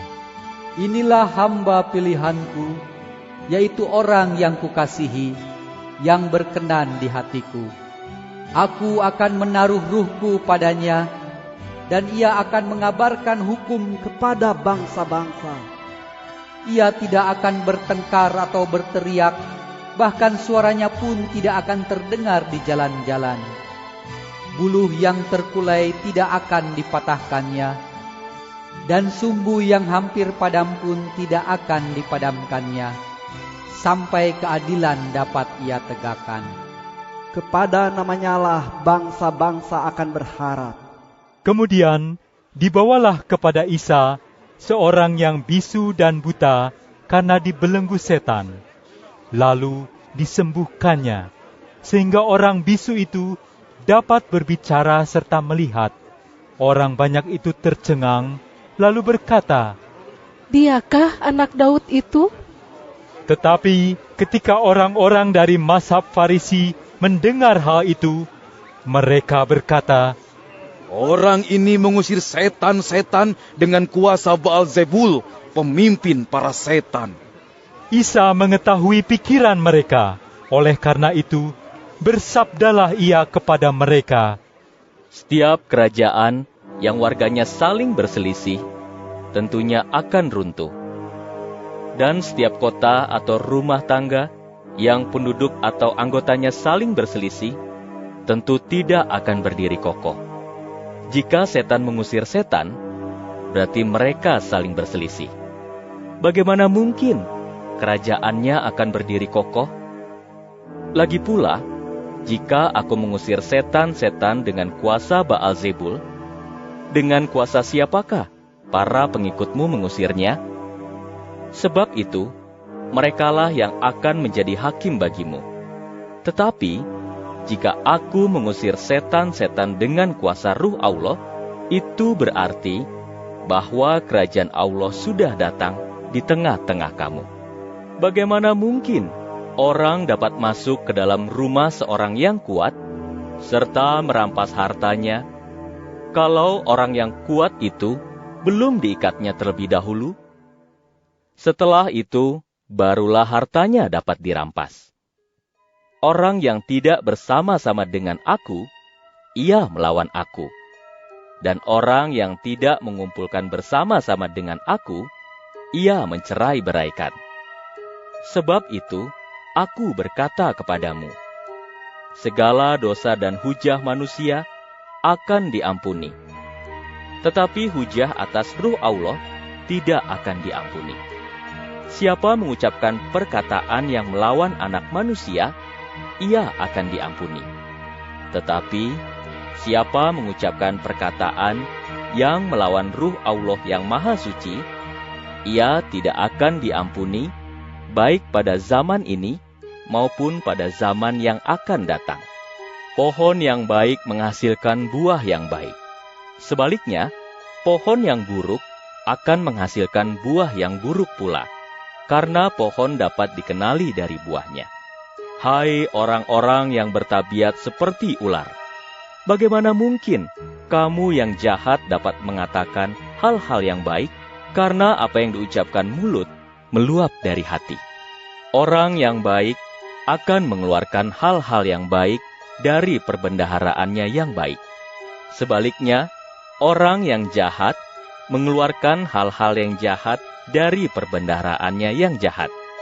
Lagi pula, aku berkata kepadamu, pada hari kiamat, setiap orang akan dimintai pertanggungjawaban atas setiap kata sia-sia yang pernah diucapkannya. Karena ucapanmu, engkau akan dibenarkan. Dan karena ucapanmu pula, engkau akan dihukum. Kemudian, beberapa ahli kitab suci Taurat dan orang-orang dari mazhab Farisi berkata, "Wahai guru, kami ingin melihat suatu tanda darimu." Tetapi Isa bersabda kepada mereka, "Generasi yang jahat dan tidak setia ini mencari suatu tanda ajaib. Tetapi kepada mereka tidak akan diberikan tanda selain tanda Nabi Yunus. Karena seperti Yunus berada di perut makhluk laut yang besar itu selama 3 hari 3 malam, begitu juga dengan anak manusia. Ia akan berada dalam perut bumi selama 3 hari 3 malam. Pada hari kiamat, orang-orang Niniwe akan bangkit bersama-sama dengan generasi ini dan akan menghukumnya. Karena orang-orang Niniwe itu segera bertobat setelah mendengar pemberitaan Yunus. Sedangkan di sini ada yang lebih besar daripada Yunus. Pada hari kiamat juga, Ratu Sheba dari selatan itu akan dibangkitkan bersama-sama dengan generasi ini dan akan menghakiminya. Karena ratu dari ujung bumi itu dengan sengaja datang untuk mendengarkan kebijaksanaan Sulaiman. Sedangkan di sini ada yang lebih besar daripada Sulaiman. Apabila setan keluar dari diri seseorang, Ia akan mengembara ke tempat-tempat yang gersang untuk mencari tempat peristirahatannya, tetapi tidak menemukannya. Lalu kata setan itu, "Aku akan kembali ke rumahku yang kutinggalkan." Ketika setan itu kembali, didapatinya tempat itu kosong, bersih tersapu, dan rapi teratur. Lalu pergilah setan itu dan mengajak 7 setan lainnya yang lebih jahat daripadanya. Kemudian mereka masuk dan tinggal di situ. Akhirnya, keadaan orang itu menjadi lebih parah daripada keadaannya yang semula. Hal yang sama akan terjadi pula dengan generasi yang jahat ini. Pada saat Isa masih berbicara dengan orang banyak itu, ibu dan saudara-saudaranya datang. Mereka berdiri di luar dan bermaksud hendak berbicara dengannya. Kemudian seseorang memberitahukan kepadanya, "Lihatlah, ibumu dan saudara-saudaramu ada di luar. Mereka mencari engkau dan hendak berbicara dengan engkau." Sabda Isa, "Siapakah ibuku? Siapakah saudara-saudaraku?" Lalu sambil menunjuk kepada para pengikutnya, Isa bersabda, "Lihat, inilah ibuku dan saudara-saudaraku. Siapa melakukan kehendak Bapa-Ku di surga, dialah saudaraku laki-laki, saudaraku perempuan, dan ibuku." Matius pasal 13. Pada hari itu juga, Isa keluar dari rumah itu, lalu duduk di tepi danau. Kemudian sejumlah besar orang datang mengerumuninya. Oleh sebab itu, naiklah ia ke sebuah perahu. Ia duduk di situ, sedangkan orang banyak tetap berdiri di tepi danau. Banyak hal yang disampaikannya kepada mereka melalui ibarat. Sabdanya, "Dengarlah, ada seorang penabur yang keluar untuk menabur benih. Pada waktu benih itu ditabur, sebagian jatuh di tepi jalan. Lalu datanglah burung-burung dan memakan benih itu sampai habis. Kemudian, sebagian lagi jatuh di tempat berbatu-batu yang tidak banyak tanahnya. Benih itu pun segera tumbuh karena tanahnya tidak dalam. Tetapi, setelah matahari terbit dan panasnya semakin terik, layulah tumbuhan itu karena tidak berakar. Sebagian lagi jatuh ke tengah-tengah semak duri.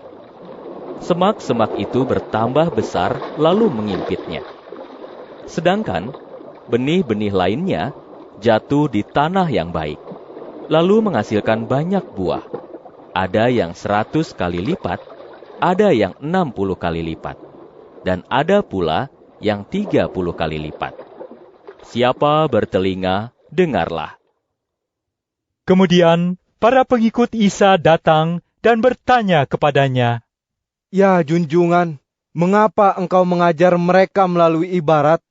Sabda Isa, "Kepadamu diberikan anugerah untuk mengetahui rahasia-rahasia kerajaan surga, tetapi kepada mereka tidak.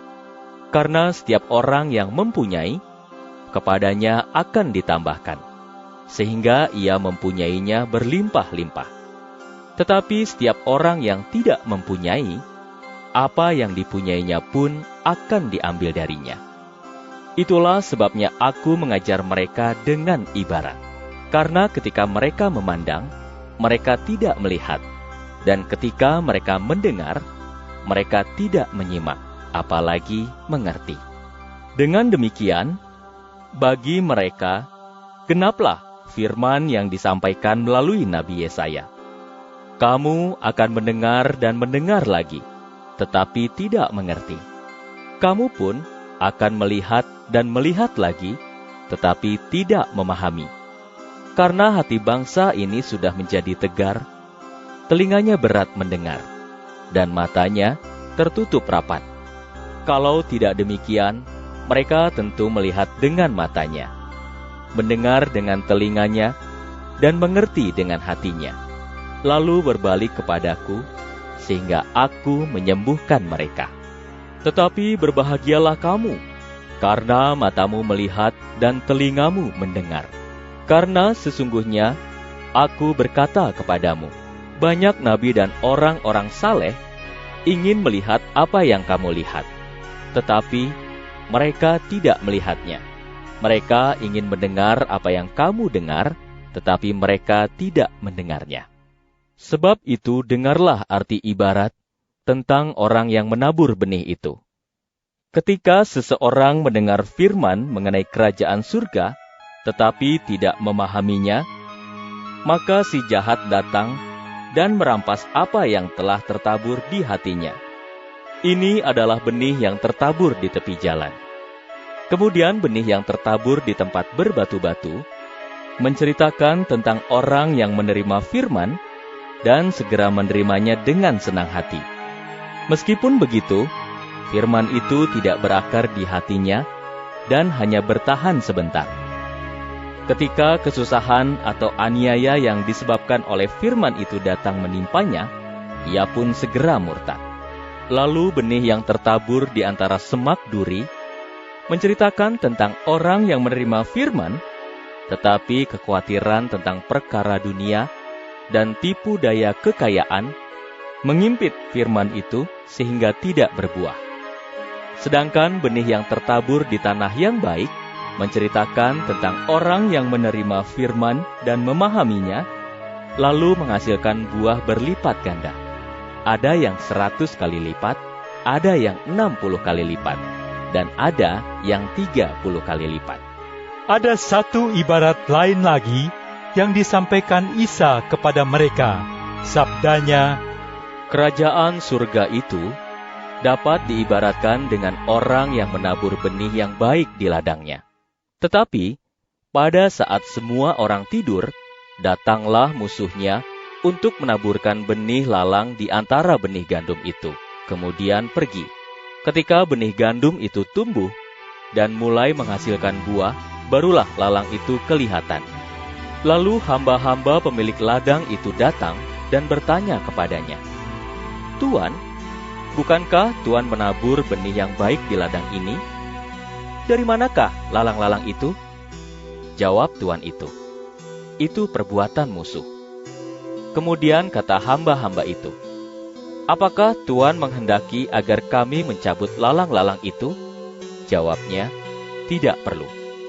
Karena jangan-jangan gandum-gandum pun turut tercabut ketika kamu mencabut lalang-lalang itu. Biarkanlah keduanya tumbuh bersama sampai musim menuai. Pada waktu musim tuai, aku akan berkata kepada para penuai, cabutlah lalang itu lebih dahulu dan ikatlah menjadi beberapa berkas untuk dibakar. Setelah itu, bawalah gandum-gandum itu ke lumbungku." Isa pun menyampaikan ibarat yang lain lagi kepada mereka. Sabdanya, kerajaan surga itu dapat diibaratkan dengan benih sesawi yang diambil seseorang untuk ditabur di ladangnya. Benih ini adalah benih yang terkecil di antara semua benih yang ditabur. Tetapi apabila benih itu telah tumbuh, besarnya melebihi tumbuhan yang lain, bahkan kemudian menjadi pohon, sehingga burung-burung pun berdatangan dan hinggap pada cabang-cabangnya. Isa pun menyampaikan ibarat lainnya kepada mereka. Sabdanya, kerajaan surga itu dapat diibaratkan dengan ragi yang diambil oleh seorang perempuan untuk kemudian dicampurkan dengan 40 liter tepung sampai semuanya menjadi khamir. Semua hal tentang kerajaan surga itu disampaikan oleh Isa kepada orang banyak melalui ibarat. Tidak satu pun yang diajarkannya kepada mereka tanpa ibarat. Dengan demikian, terbuktilah kebenaran firman yang disampaikan Allah melalui nabinya. Aku akan membuka mulutku menyampaikan ibarat. Aku akan mengatakan hal-hal yang tersembunyi sejak dunia diciptakan. Setelah itu, Isa pergi meninggalkan orang banyak, lalu masuk ke sebuah rumah. Kemudian, datanglah para pengikutnya dan berkata kepadanya, jelaskanlah kepada kami ibarat tentang lalang yang di ladang itu. Sabda Isa kepada mereka, orang yang menabur benih yang baik itu adalah anak manusia. dan ladang itu adalah dunia ini. Benih yang baik itu adalah anak-anak kerajaan, dan lalang itu adalah anak-anak si jahat. Sedangkan musuh yang menabur benih lalang itu adalah iblis. Musim menuai adalah hari kiamat, dan orang-orang yang menuai itu adalah para malaikat. Jadi, ibarat lalang-lalang dikumpulkan, kemudian dibakar dengan api, demikian jugalah akan terjadi pada hari kiamat nanti. Anak manusia akan menyuruh semua malaikatnya untuk mengumpulkan segala sesuatu yang menyesatkan serta semua orang durhaka, mengeluarkan mereka dari dalam kerajaannya, dan melemparkan mereka ke dapur api. Di tempat itu ada ratapan dan kertak gigi. Pada waktu itu, orang-orang saleh akan bercahaya seperti matahari di dalam kerajaan Sang Bapa. Siapa bertelinga, dengarlah. Kerajaan surga itu ibarat harta karun yang terpendam di ladang. Seseorang menemukannya, lalu menyembunyikannya kembali. Karena sedemikian senangnya, pergilah ia menjual segala miliknya, lalu membeli ladang itu. Kerajaan surga pun ibarat seorang saudagar yang mencari mutiara yang indah. Ketika ia mendapatkan sebutir mutiara yang bernilai tinggi, maka ia pun menjual segala miliknya, lalu membeli mutiara itu.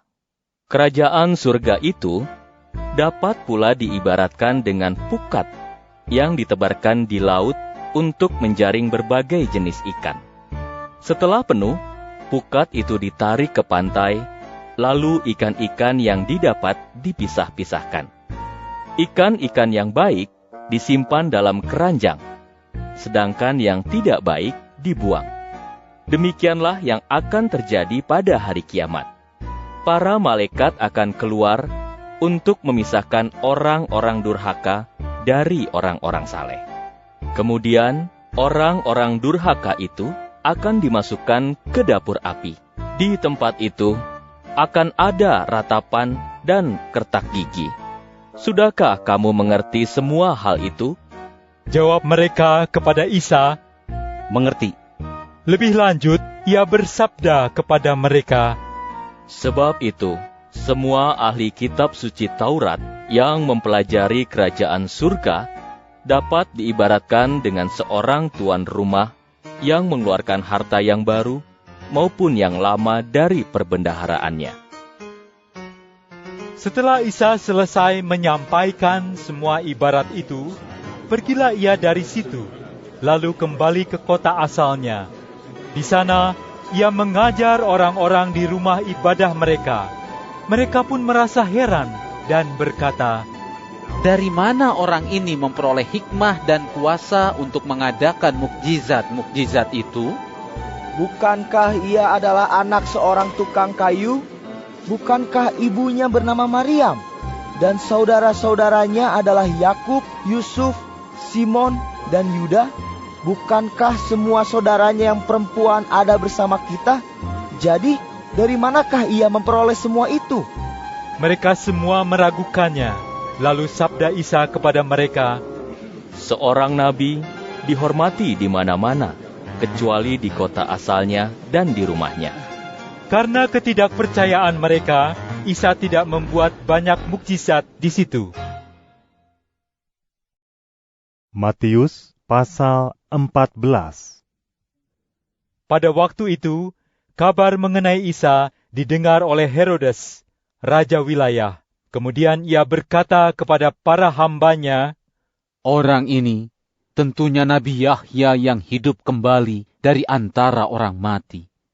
Itulah sebabnya ia dapat mengadakan mukjizat-mukjizat itu. Herodes memang pernah menyuruh orang-orangnya untuk menangkap Yahya. Yahya kemudian diikat, dimasukkan ke dalam penjara. Hal itu dilakukannya berkenaan dengan Herodiah, istri Filipus, saudaranya, sebab Yahya telah menegurnya. Haram hukumnya engkau memperistri dia. Herodes berkehendak membunuhnya, tetapi ia takut kepada orang banyak, karena mereka menganggap Yahya sebagai seorang nabi. Tetapi kemudian, ketika diadakan perjamuan berkenaan dengan hari kelahiran Herodes, anak perempuan Herodia menari di tengah-tengah orang-orang yang hadir, dan hal itu menyukakan hati Herodes. Lalu dengan sumpah, Herodes berjanji untuk memberikan apa saja yang dimintanya. Akibat bujukan ibunya, anak perempuan itu berkata, "Berikanlah kepadaku kepala Nabi Yahya di sini pada sebuah talam." Maka sedihlah hati raja, tetapi karena sumpahnya, dan juga karena orang-orang yang sedang makan bersamanya itu, ia pun memerintahkan agar permintaan itu dipenuhi. Disuruhnya orang memenggal kepala Yahya dalam penjara. Lalu kepala itu dibawa pada sebuah talam dan diberikan kepada anak perempuan itu. Kemudian anak perempuan itu membawanya kepada ibunya. Setelah itu para pengikut Yahya datang untuk mengambil jenazahnya dan memakamkannya. Kemudian mereka pergi untuk memberitahukan hal itu kepada Isa. Setelah Isa menerima kabar tentang Yahya, pergilah ia dengan perahu ke tempat yang sunyi untuk mengasingkan diri. Tetapi ketika orang banyak mendengar hal itu, mereka meninggalkan kota mereka masing-masing, lalu mengikutinya dengan mengambil jalan darat. Setelah menepi, Isa melihat sejumlah besar orang yang sedang menantinya. Ia pun merasa kasihan terhadap mereka, lalu menyembuhkan orang-orang sakit yang ada di antara mereka. Pada waktu maghrib, para pengikut Isa datang kepadanya dan berkata, "Tempat ini sepi dan sekarang sudah maghrib. Suruhlah orang banyak ini pulang, supaya mereka pergi ke desa-desa dan membeli makanan bagi diri mereka sendiri." Sabda Isa kepada mereka, "Tidak perlu mereka pergi. Kamu harus memberi mereka makan." Jawab para pengikutnya, "Kami tidak mempunyai sesuatu pun di sini, kecuali 5 roti dan 2 ikan. Sabda Isa, "Bawalah kemari." Disuruhnya orang banyak itu duduk di rerumputan. Lalu diambilnya 5 roti dan 2 ikan itu. Setelah itu, dengan menengadah ke langit, ia mengucap syukur. Selanjutnya, roti itu dipecah-pecahkannya dan diberikan kepada para pengikutnya, yang kemudian membagi-bagikannya kepada orang banyak itu. Mereka semua makan sampai kenyang. Lalu sisa-sisa kelebihannya itu mereka kumpulkan, kira-kira 12 keranjang penuh banyaknya. Jumlah orang yang makan roti itu 5.000 laki-laki, tidak termasuk anak-anak dan perempuan. Sesudah itu, Isa segera menyuruh para pengikutnya naik ke perahu untuk menyeberang mendahuluinya. Bersamaan dengan itu, ia pun menyuruh orang banyak itu pulang. Setelah mereka disuruhnya pulang, naiklah ia ke atas gunung seorang diri untuk berdoa. Saat malam hari tiba, ia ada di sana sendirian. Sementara itu, perahu para pengikutnya telah berada agak jauh dari pantai dan sedang diombang-ambingkan ombak, karena angin kencang menerpa mereka dari arah yang berlawanan. Menjelang subuh, Isa mendatangi mereka dengan berjalan di atas air danau itu. Ketika para pengikutnya melihat ia berjalan di atas air danau itu, mereka sangat terkejut dan berseru, "Itu hantu!" Kemudian mereka berteriak-teriak karena mereka merasa takut. Dengan segera Isa bersabda kepada mereka, "Tenanglah, ini aku, jangan takut." Jawab Petrus kepadanya, "Jika benar engkau, ya junjungan, suruhlah aku datang kepadamu dengan berjalan di atas air juga." Sabda Isa, "Kemarilah." Petrus pun turun dari perahu, lalu berjalan di atas air, mendekati Isa. Tetapi ketika ia merasakan tiupan angin, ia menjadi takut, lalu mulai tenggelam. Kemudian berteriaklah ia, "Ya junjungan, selamatkanlah aku!" Isa pun segera mengulurkan tangan dan memegangnya. Setelah itu ia bersabda kepadanya, "Hai engkau orang yang kurang percaya, mengapa hatimu bimbang?" Setelah keduanya naik ke perahu, angin pun menjadi teduh. Semua orang yang ada di perahu itu sujud di hadapan Isa.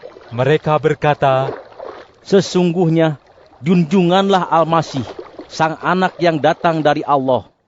Setibanya di seberang, Isa dan para pengikutnya mendarat di Genesaret. Ketika orang-orang di tempat itu mengenali Isa, mereka menyebarkan berita ke seluruh daerah sekelilingnya. Lalu dibawalah kepadanya semua orang yang sakit. Mereka meminta kepadanya agar mereka diperbolehkan menyentuh jumbai jubahnya saja. Dan semua orang yang menyentuhnya menjadi sembuh.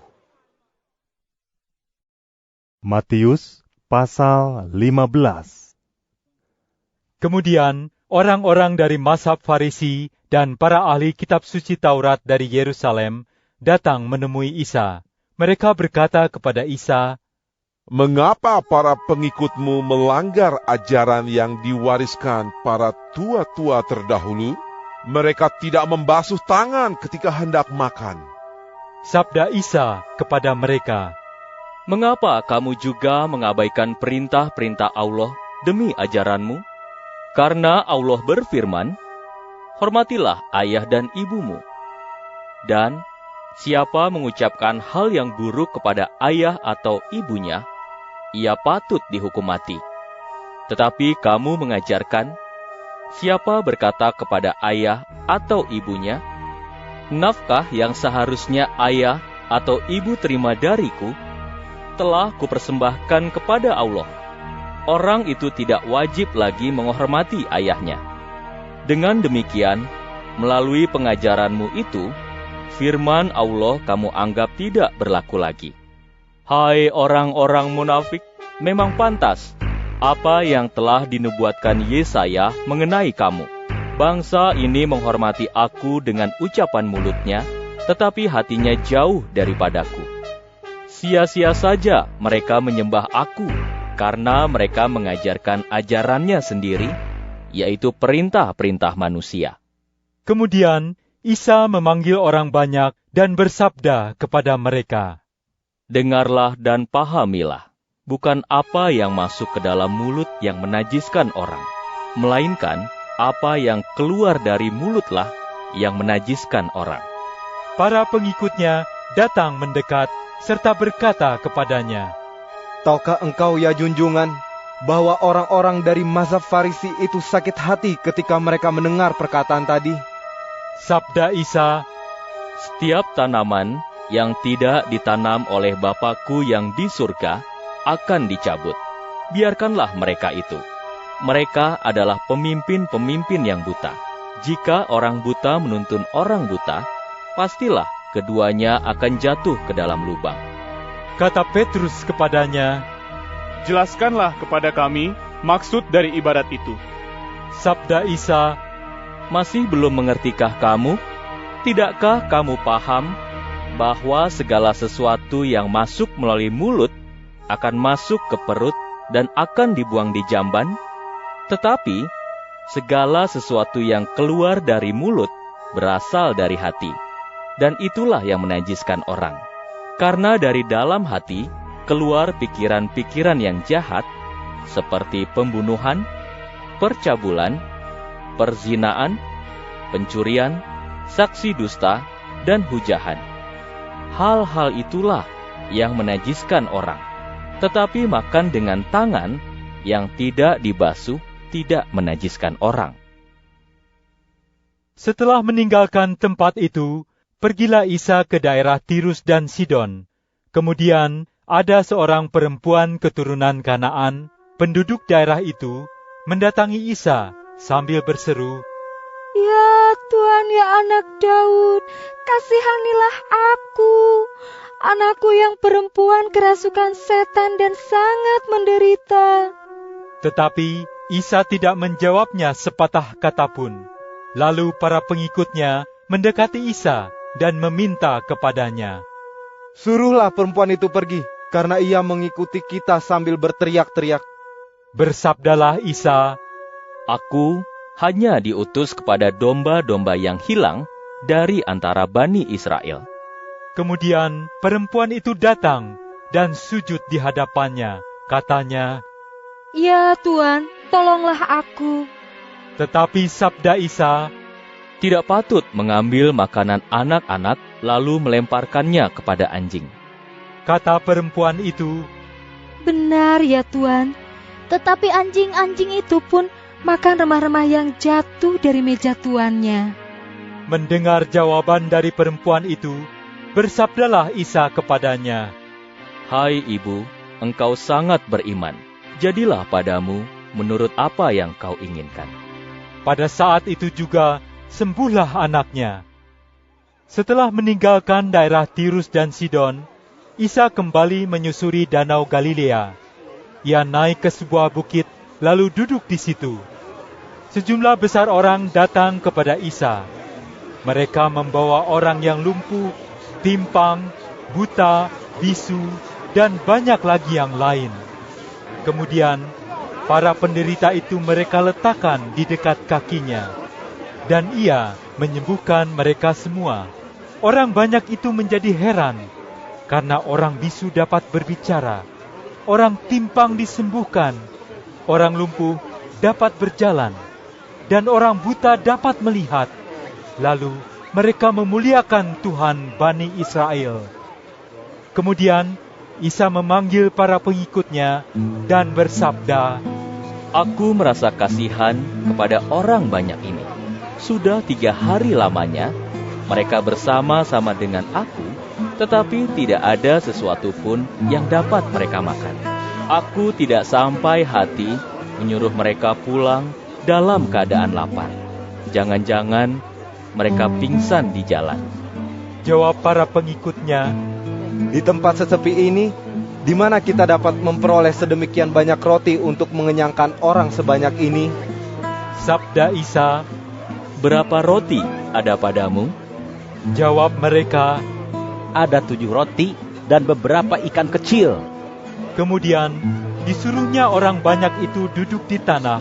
Ia mengambil ke-7 roti dan ikan-ikan itu, lalu mengucap syukur atasnya. Setelah roti-roti itu dipecah-pecahkan, ia memberikannya kepada para pengikutnya. Lalu para pengikutnya membagi-bagikannya kepada orang banyak itu. Mereka semua makan sampai kenyang. Kemudian ketika sisa-sisa kelebihannya dikumpulkan, ternyata 7 keranjang penuh banyaknya.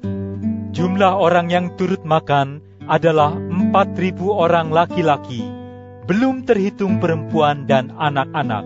Akhirnya, setelah Isa menyuruh orang banyak itu pulang, ia naik ke sebuah perahu, lalu pergi ke daerah Magadan.